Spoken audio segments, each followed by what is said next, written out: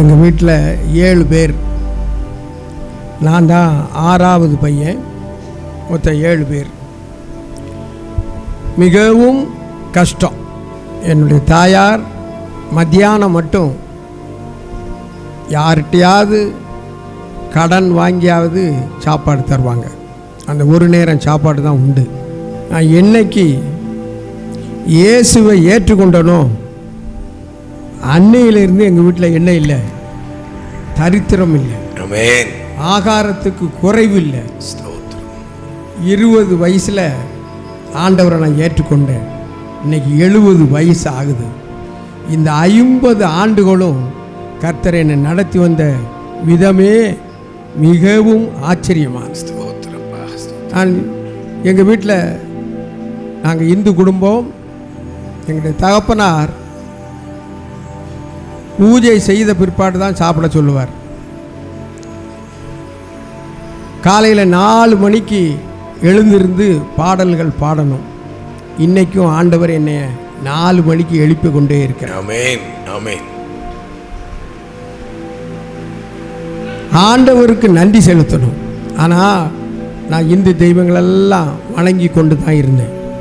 இந்த கள்ளிகுளம் காலேஜில் நான் படிச்சுக்கிட்டு இருக்கும்போது இங்கே இருந்து வள்ளியூர் வர காலையிலேயே நடந்து போய் அங்கே உள்ள நம்ம சர்ச்சு பக்கத்தில் இருக்க அந்த சாமியை கும்பிட்டுட்டு தான் வருவேன்.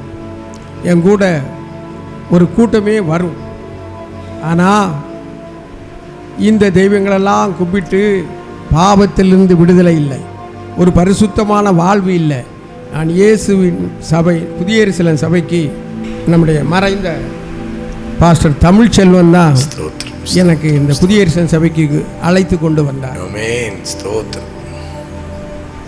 1975 நான் ஒரு நாள் சபைக்கு வந்தேன்.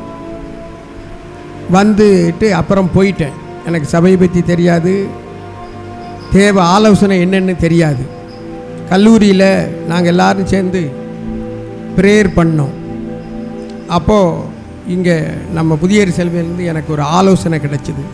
நீங்கள் அப்படி தனியாக போய் ஜெபம் பண்ணக்கூடாது, அசுத்த ஆவிகள் கிரியை செய்யும், அதை நம்மளால் தாங்க முடியாது, சபைக்கு வந்து ஆராதனை செய்யுங்கள் என்று எனக்கு ஆலோசனை கிடைத்தது. நான் ஆலோசனையை கேட்கவில்லை. அசுத்த ஆவியால் நான் தாக்கப்பட்டேன். நான் பைத்தியமாகிவிட்டேன். ஏன்னா காலேஜிலிருந்து வீட்டில் கொண்டு சேர்த்துட்டாங்க. ஹாஸ்பிட்டலில் சேர்த்தா ஊசி போட முடியாது, நர்ஸெல்லாம் அடிச்சிட வேண்டியது. கடைசியில் என்ன செஞ்சாங்கன்னா ஒன்றும் செய்ய முடியாது. ஒரு கொச்சை கயிறை வாங்கி கையும் காலும் கட்டி வீட்டில் கொண்டு போட்டாங்க. ஆனால் புதிய எருசலேம் சபையிலிருந்து எனக்காக ஜெபித்து கொண்டே இருந்தாங்க. என்னுடைய கையை வலது கையில் இந்த இடத்துல கடிச்சிருக்கேன், எங்கள் அம்மாவை கடிச்சிருக்கேன், பைத்தியமாக இருந்தேன். ஆனால் 1976 ஜனவரி, பிப்ரவரி, மார்ச் 3 மாதம் பைத்தியமாக இருந்தேன். இங்கே ஜெபம் பண்ணி கொண்டே இருந்தாங்க. ஒரு சகோதரர் இந்த தமிழ்ச்செல்வம் மட்டும் என்னை வந்து பார்த்துட்டு போவார். இங்கே பரிசுத்தவான்கள் ஜெபம் பண்ணாங்க. 3 மாதத்துக்கு பிற்பாடு எனக்கு சுகம் கிடைத்தது. பிற்பாடு ஒரு நாள் எடிசன் பாஸ்டருடைய அப்பா அவர்கள் என்னை வள்ளியூரில் சந்திக்கிறாங்க. சந்தித்து 1 மணி நேரமாக அந்த பகத்சிங் பஸ் ஸ்டாண்டு பக்கத்தில் தான் பேசினாங்க. கடந்ததெல்லாம் போகட்டும், நீங்கள் 1977 புது வருட ஆராதனைக்கு நீங்கள் கண்டிப்பாக வாங்கினாங்க. அன்னைக்கு வந்தவன். ஆமாம், இன்னைய வர கர்த்தர் என்னை பாதுகாத்து வந்திருக்கார். நான் முத நாள் வந்த அன்னைக்கு ஒரு பெரியவர் என்ன சொன்னார் தெரியுமா? அவர் இப்போ ஊழியர் ஆகிட்டார், ஆலங்கோட்டையிலேருந்து. இந்த சபைக்கு சீக்கிரமாக ஒருத்தர் என்ன செய்ய மாட்டான், வரமாட்டான், வந்தால் என்ன செய்ய மாட்டான், போக மாட்டான். ஆமாம், அதனால் இங்கே சத்தியம் இருக்குது. எவ்வளவோ சாசனுடைய உபத்திரங்கள், பாவ சோதனைகள் எல்லா மத்தியிலும் கர்த்தர் என்னை வெகுவாய் நடத்தினார். என்னுடைய குடும்பத்தில் என்னுடைய தகப்பனாரும் தாயாரும் அவங்க இயேசு கிறிஸ்துவை ஏற்றுக்கொண்டாங்க. ஆமென். அல்லேலூயா. அது எனக்கு ஒரு பெரிய பாக்கியம். ஸ்தோத்திரம், ஸ்தோத்திரம். ஆண்டவர் இதுவரையிலும் ஒரு கஷ்டம், ஒரு தேவை அப்படின்னா ராத்திரி உட்கார்ந்து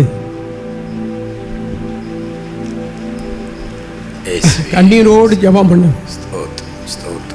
விடிய காலையில் ஒருவர் வந்து நம்மளை தட்டி எழுப்புவார்.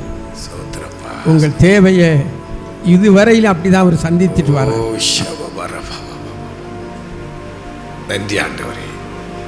ஆரம்பத்தில் இந்த டியூஷன் வேலை தான் செய்தேன். அநேகர் தேவனை ஏற்றுக்கொண்டார்கள். ஆமென். ஒரு சகோதரர் வந்தார், ஐயா கணக்கில் நான் ஃபெயில் ஆகிட்டேன் அப்படின்னு. வாங்க படிங்க. படித்தார், பாஸ் பண்ணார், ஆண்டவரை ஏற்றுக்கொண்டார். அவர் ஊழியரான எத்தனையோ ஊழியரை ஆகியிருக்கிறாங்க. பக்கத்தில் இருப்பார் செல்லத்துறை பாஸ்டர். ஒரு நாள் அவரு நானும் பேசணும். ஒரு நாள் நீங்கள் சர்ச்சுக்கு வாங்கய்யா அப்படின்னு. நாங்குநேர் சர்ச்சுக்கு அவர் ஒரு நாள் தான் வந்தார். அப்போ நாங்குநேர் சர்ச்சுக்கு நம்முடைய தீர்க்கதரிசி ஐயா இப்போ தலைமையாக இருக்காங்க, அவங்க தான் நாங்குநேருக்கு வருவாங்க. அன்னைக்கு ஆராதனை முடிஞ்சு பிரதர் வள்ளியூருக்கு வாங்கன்னாங்க. சாயந்தரம் வள்ளியூர் ஆராதனை நடந்தது. நம்முடைய அப்போஸ்தலர் ஐயாவுடைய அப்பா பேசினாங்க. அன்னைக்கு மணிக்கணக்காக உட்காந்து பேசினாங்க. அன்று ராத்திரியே அவர் அபிஷேகம் பெற்றார்.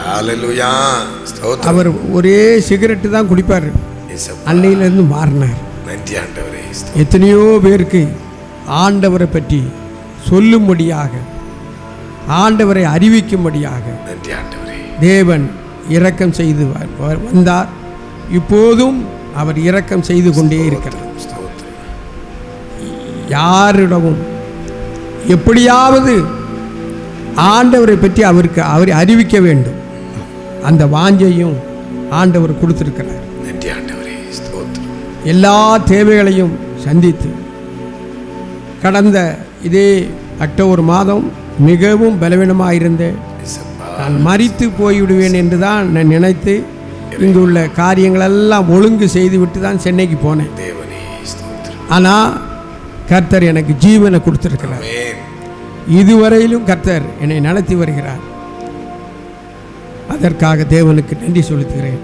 இன்னும் கொஞ்ச காலம், அந்த காலமும் கர்த்தருக்கு பிரியமாய் நான் நடந்து கொள்ளவும் அப்படியான் குடும்பத்திற்காகவும் ஜெபம் பண்ணும்படி கேட்டுக்கொண்டு அவருடைய சாட்சியை முடிக்கிறேன்.